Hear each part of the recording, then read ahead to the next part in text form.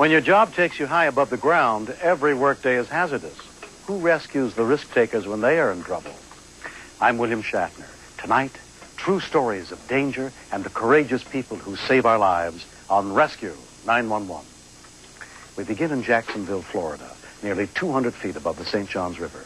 Though actors have helped us set the scene for this story, almost all of the footage you will see was taped during a daring rescue attempt May 15th of this year. The Dames Point Bridge in Jacksonville, Florida had only just opened. Sam Martin and Kimberly Brooks were making the final inspection. For the 23-year-old engineer trainee, it was her first bridge inspection. They had been telling me about the inspections and heights, and I was afraid. But, you know, in structure, you deal with height bridges. So I said I might as well go ahead and do it and not seem like a sissy. Sam maneuvered the bucket over the side of the bridge and down underneath it. Suspended 175 feet above the river, Sam, Kim, and two consulting company engineers were searching the underside of the bridge for cracks and fissures.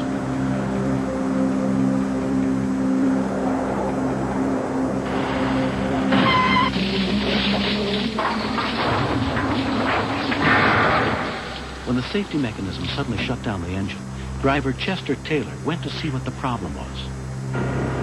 The 34-foot boom arm had broken at the elbow joint and was hanging by one pin. The bucket was on its side, almost upside down. Engineer Bob Farley had been thrown 140 feet down into the river. Engineer Bruce Boyle was left dangling 5 feet below the bucket from his safety belt. Kim and Sam were still in the bucket, trying to hold on. I didn't know if the rest of that boom was going to go or not, and what the circumstances were. I saw it swinging. I knew something had broken, and it was just hanging there, and I didn't know what kind of support was left. 1097. We got emergency out here. Man in the water. The boom broke. The first call for help came in at 10:15 a.m. Rescue Jordan, can I help you? Yes, I have an emergency at the Dames Point bridge construction site. What's wrong? I only have a confused account so far. A guy hanging onto a bucket dropped in the river. What side of the bridge is he on? Which direction? North side. He's on the north side of the bridge. Is he near the end or near the span? Near the main span. We'll be there in a minute. 10-4. Jacksonville fire rescue units were dispatched to the scene. Fire 2, rescue 11, ladder 30.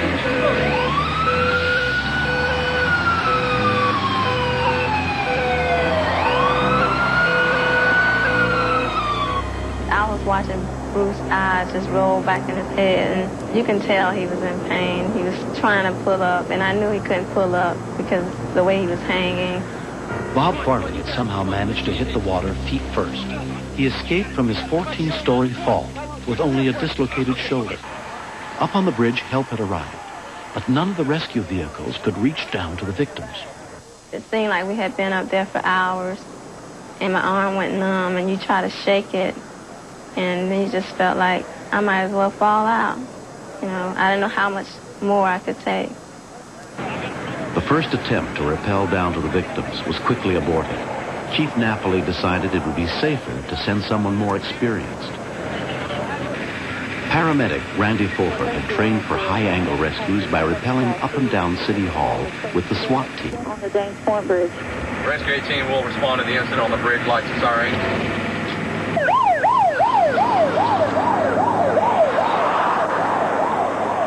There's just a small rope between you and sudden death in most cases like that.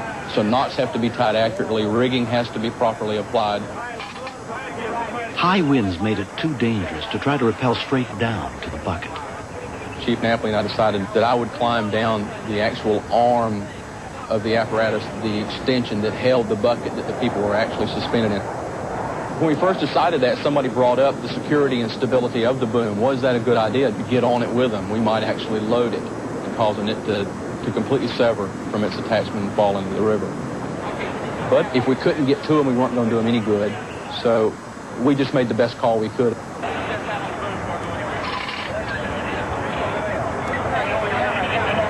right, let me have the flag. Let me have the flag. Come on. Come on. Come on, Bob. Give him on the front. Go right down the way.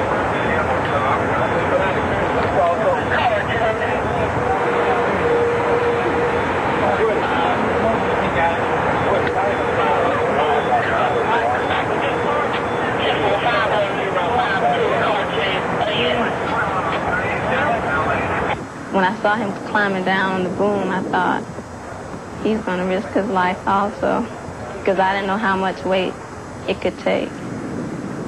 As I descended the boom, it became increasingly slick because of all the hydraulic fluid that had been sprayed all over it. I had a very poor footing, very poor handhold. He's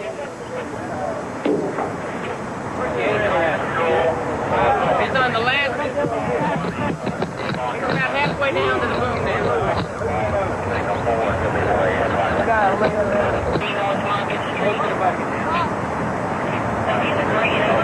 One of my primary objectives when I first reached the patients was, number one, to reassure them.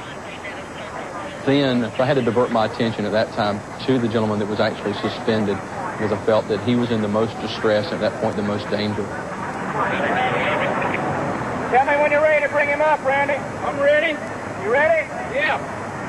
All right, start taking the slack up. Go ahead. Get a lot of feet back there. More men better on that, but... Hold it! Hey, don't pull. Give him a little slack. He's trying to lift the safety belt from the bucket. Come on up. He's got it now. Take him up. Up.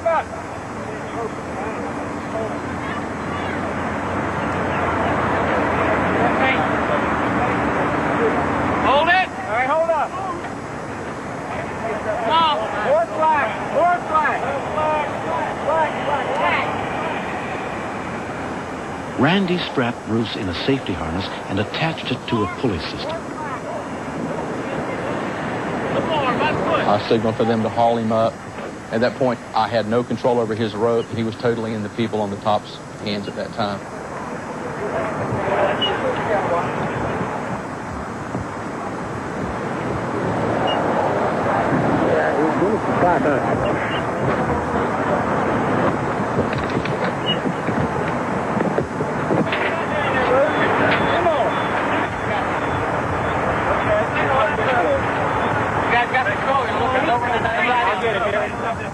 Bruce Boyle was safe, emerging from the incident with only a cracked vertebra. As I secured Kim to a more safe attachment, I was notified from the people up top that Harry Whidden was coming down to help me. Now that there was one less victim weighing down the crippled boom arm, it was safe for another rescuer to come down and help.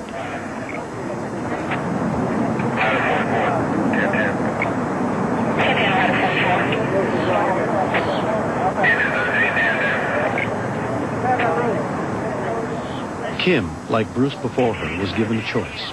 Be raised 34 feet to the bridge or lowered 140 feet to a boat. After more than an hour suspended over the river, she too chose to be hoisted up. Do it again sometime. No way. Just hold on.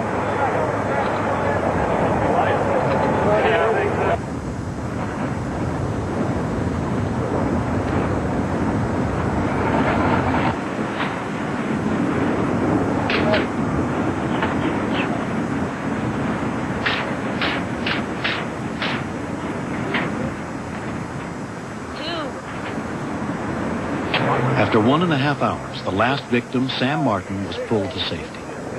My first thought when I heard the snap of the boom was, did I go to college for this? Did I actually go to school for this? This is not happening to me. Just the inside knowledge, knowing that I helped somebody else live a more productive life, maybe a longer life, it means a lot to me.